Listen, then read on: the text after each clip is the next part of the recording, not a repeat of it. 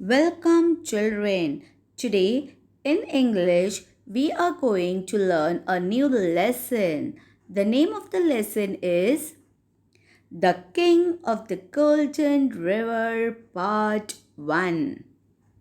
Long, long ago, in the mountainous part of a country, there was a fertile valley.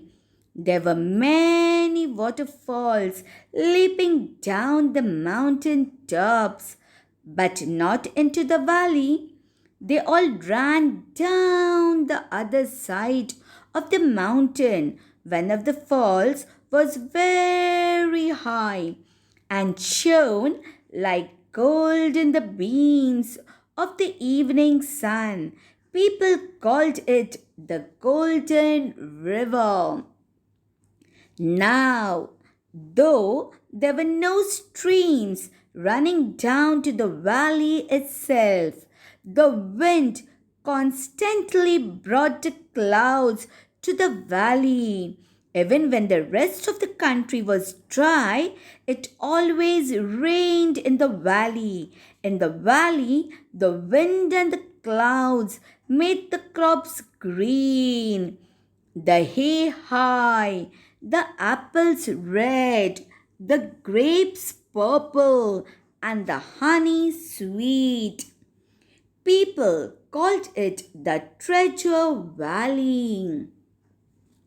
The Treasure Valley belonged to three brothers, Swaz, Hans, and Gluck. The two older brothers were big, ugly, and wicked. They were good farmers, but they killed everything that was not profitable for them. Even little things like the blackbirds and hedgehogs and crickets. They did not treat their servants well and gave them only poor wages.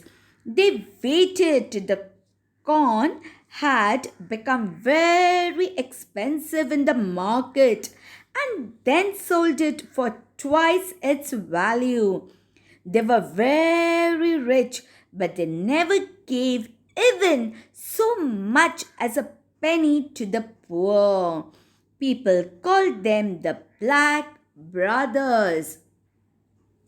The youngest of the three brothers was only 12 years old. He was just the opposite of his brothers. He was kind to every living thing, though his own brothers were cruel to him and made him do all the cooking and the mending and the housework for them.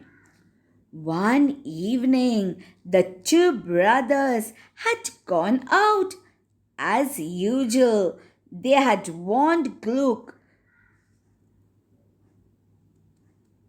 to let nobody in and give nothing out.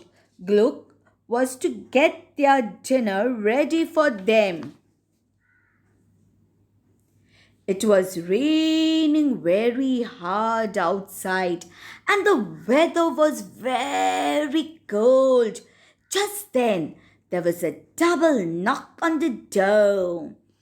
Gluck went to the window and put his head out to see who it was.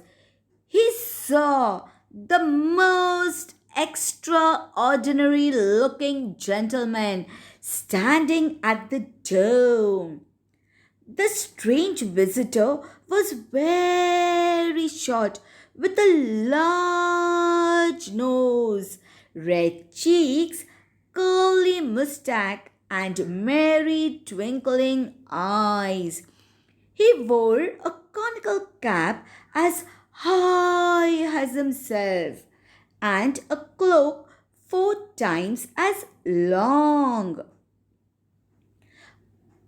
I am wet. Let me in, said the stranger. I beg pardon, sir, said Cloak. I'm very sorry, but I really can't.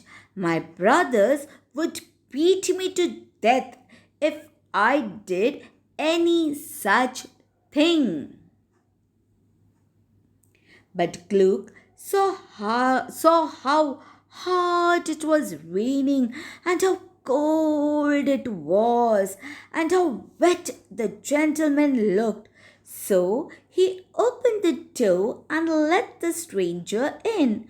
Gluck thought he would let the stranger get warm inside for some time and ask him to leave before his brothers came home. The stranger, however, had no plans of leaving. In fact, he told Gluck that he had had nothing to eat for 2 days and was very hungry. It melted Gluck's heart. To hear this, he decided to give the stranger a part of his own dinner. Before the stranger had eaten it, however, the wicked brothers returned.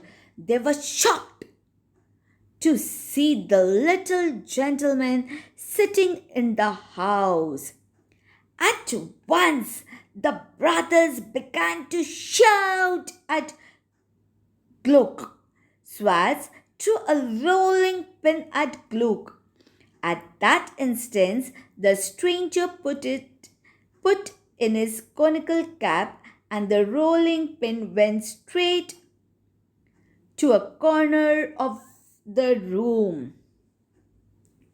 The brothers turned to the visitor and ordered him to get out of the house.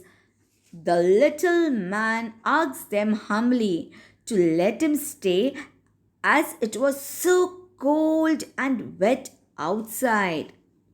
But the evil brothers wouldn't listen. They rushed at the old man to throw him out of the house. To their surprise, they found that they couldn't touch him. Instead, they were themselves swept into the corner with the rolling pin. Then the old gentleman gathered his cloak and cap and said, "At 12 o'clock tonight, I'll call again. But since you have treated me so badly, it will be the last visit I pay you. Then he went away like a whirlwind. That night, a big storm woke the brothers. It shook the house and blew away the roof. Once again, the wicked brothers saw the strange visitor. He was sitting on a cloud, bobbing up and down. Bobbing up and down. "You may go to your brother's room. I have not damaged it," he told Hans and Swaz. "Remember, this is my last visit. You will find my card on the table." And with those words, he disappeared. In the morning, the brothers saw from the window that the storm had swept away whole trees and crops from Treasure Valley. Everywhere they saw only red sand and grey mud. The valley was a picture of ruin. The brothers then crept into the kitchen. On the kitchen table, there was a small white card. And on that card, what was written? South West Wind Esquire. Thank you.